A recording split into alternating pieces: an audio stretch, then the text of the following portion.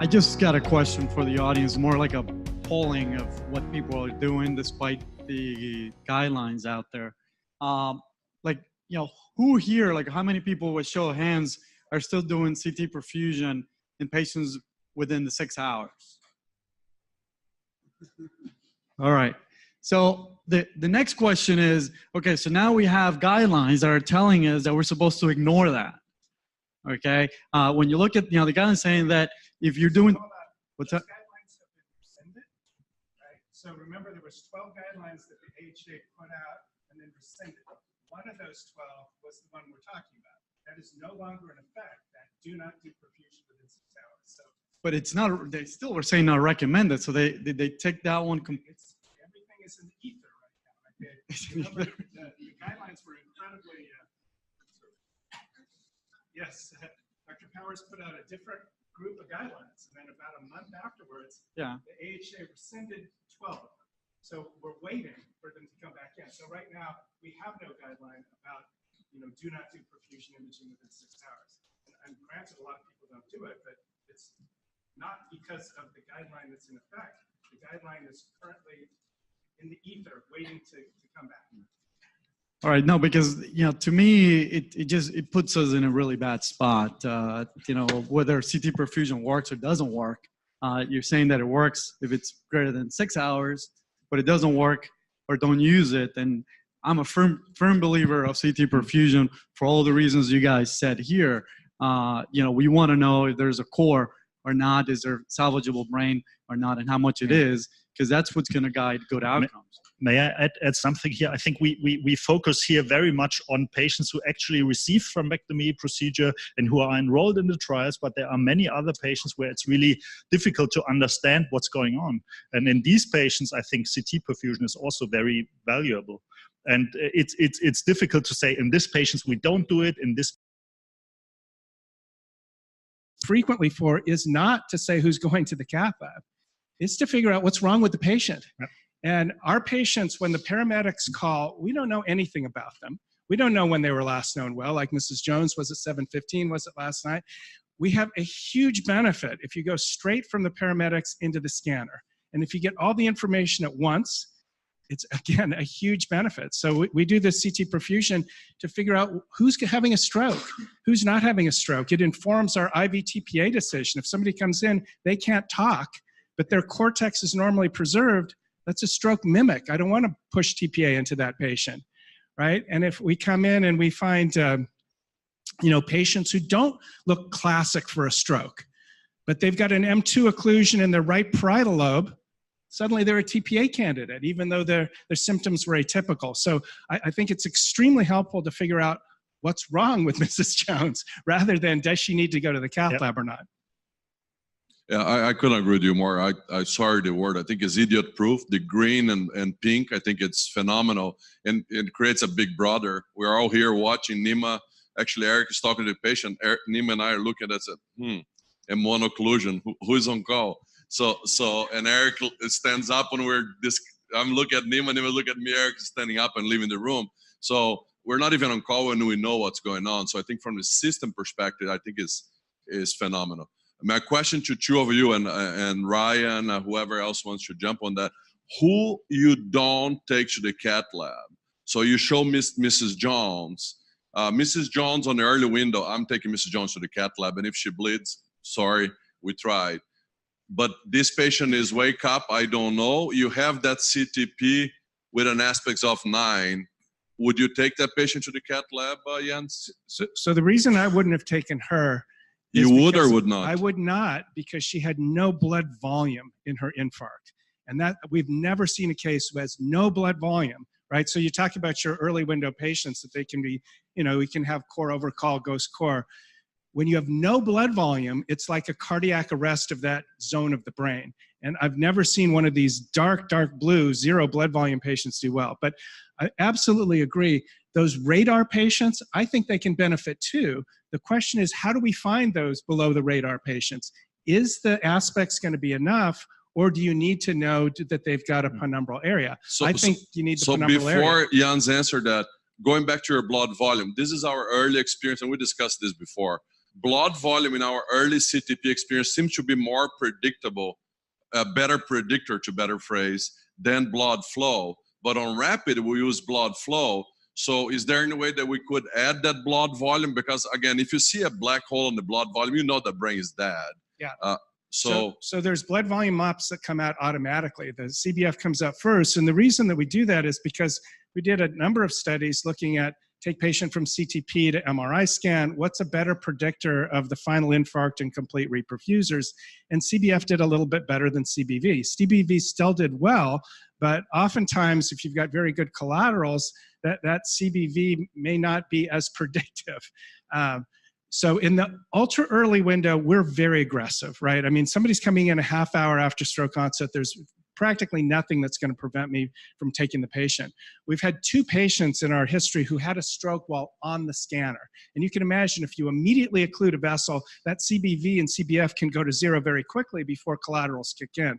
So, you know, I just don't see that many of those patients, but I'm going to be very aggressive early. But somebody 4.5 hours with no blood volume and a big chunk of brain, we've done it and we've regretted it. So early window and late window, so up to 6 and 6 to 24. Who you don't take to the cath lab, and Jens, who you don't take to the cath lab? I think important information is the age, the biological age of the patient, and the actual size of the infarct. And if it's a young person, let's say something in the 60s, I would do it whatever aspects and CBV looks like. In an older patient, it's a different story. So there's a very, very high threshold for us not doing thrombectomy in the patient. And I think the problem is we agree obviously too much. It's a pity. Sorry for you. That perfusion imaging is super interesting and should be done in every patient. But I would be very reluctant to decide not to do thrombectomy based on perfusion. And you mentioned CBV 0-ish, but we don't know how long it's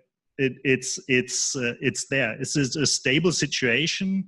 It's a dynamic process, and but I would be very reluctant. So 75-year-old female, last seen normal 20 hours ago, aspects of 10 with 100 cc's of core, no CBV, 0 CBV on that area. Would take this later? In what aspects of 100 milliliter CBV 0, no problem. Yes. Greg, would you take her? Are we crazy? This is why we need trials. I mean, we have wonderful discussions every Monday at Stanford about, did we make the right call or not? And these are very tough cases. We make these rules for the trials, like the diffuse 3 criteria got us through the trial, but we don't follow that to the letter in clinical practice. The age is incredibly important. These very elderly patients in their 90s, once they get an infarct volume over 50, you're not seeing a lot of good outcomes. And we really debate about, did we do the right thing, taking somebody with an infarct core of 50 or 60 who's in their 90s, in their dominant hemisphere. Very rare to see good outcomes. Those are not patients well represented in these trials. The elderly patients in the trials are the cream of the crop with perfect Rankins before their stroke. That's not what we're seeing. We're seeing these Rankin 3 or Rankin 4s, the families begging and pleading to do the procedure, and it's a disaster, right? So we need these trials to sort out the answers to these tough questions. I think one point that I want to make, we have to go have lunch, because if not, you guys are going to get mad, because we're going to start sharp at 1 p.m. We have a big crowd represented here that are from Brazil, and CT perfusion is a luxury there. We have plain CT, and if we are lucky, we have a CTA at the ER. Raul Nogueira and Sheila just complete resilient, you guys are aware, and it's a positive study, so hopefully that will force the Brazilian government to pay thrombectomy. Just to give an idea, 70% of the patients in Brazil are government patients, so they don't get access to thrombectomy in 2019. So if you come to the ER at Dr. Marcelo's hospital, government doesn't pay for that. And they don't have CTP. So I think for Brazilians and outside of the world that they have the hospital that Jens demonstrate that, plain CT and CTA is fair game. I think ideally, especially later windows we need, and I think it helps us decide who to treat. But if you are in the middle of nowhere, with all the respect to my Brazilian friends, if you are somewhere that you don't have this, I think this is fair game. Good aspects in the vessel occlusion, go forward. Mr. Clean supports that, and Aurora supports that. If you're in the middle of nowhere without CTP, ideally you have that.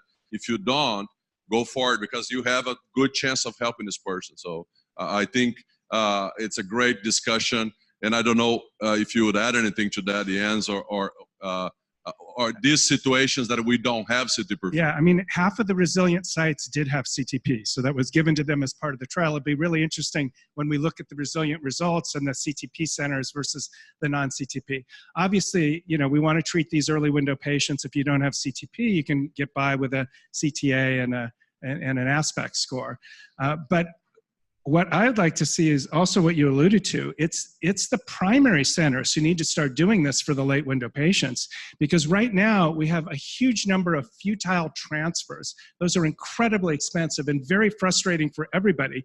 We've got about half our referral sites that do CTP. We know who's got salvageable tissue. We know how much it's going to grow during transport. We don't take patients that we can't add something to. Our other half, they don't, and a high percentage of those patients who come in late window, there's nothing for us to do. And we've just spent a fortune transferring that patient to Stanford. So I think as we move to the future, we need to make CTP more accessible to those sites, because it's really going to help improve the triage. Yeah, we were on the first here at Baptist, and Nima published on that. I think it helps a lot, the triage process, keep these patients away from the mothership, because we are overcrowded. There's no question about it. One last one. A tutor would not be happy if I don't ask you that. If tutor were here, he'd say, baloney, we should just do a plain CT, take the patient with a high NIH, plain CT, straight to the cath lab. Tutor would say, skip that CT, take everybody straight to the cath lab. So we need to do better imaging in the cath lab. Our people think that's kind of an unusual approach. Our cath labs are very busy. We don't want to get a lot of migraines and postictal patients into our cath lab. We want to screen them in the ER. But there are more advanced imaging that can be done off the C-arm. You can do perfusion, you can do cerebral blood volume, you can do a better plain CT. So if you're going to follow that tutor procedure, let's at least get good C-arm based imaging. What about you, Jens? CT, skip CTA, go straight to the cath lab. You're there, you have a catheter. No. that would be too much. But I just would like to add one thing with these debates, and we need to be aware that we all have a lot of assumptions, and usually typically from our own situation. So I'm coming from a metropolitan area. You too. We have quite a few resources, I think, but it's super different. If you look at Europe, there are different needs, and this is something we always need to consider because there is no real answer. Too much imaging, not enough imaging. It really depends. Sorry. I think great discussion. I just have a quick question. So let's say if a primary stroke center gets a CT perfusion and then gets transferred to the comprehensive center and has a good mismatch and low core, but it's like 2 hours delay of the needle puncture or going to the clot. How sure we are that that same CT perfusion, which happened 2 or 3 hours ago, still applies to the patient at the point of thrombectomy? Yeah, that's a great question. So that's where I think the collateral imaging comes in that I alluded to in my first talk, that if you've got good collaterals, the 2 hours is going to be fine. We're going to go straight to the cath lab unless there's been a deterioration that could suggest blood or a substantial improvement that could suggest recanalization, right? But if that patient has very poor collaterals, we see a lot of those patients having substantial progression. So we're going to do a quick MRI. That's our approach, is that we can get a quick MRI just as fast as a CTP if we know the exact time the patient's going to arrive.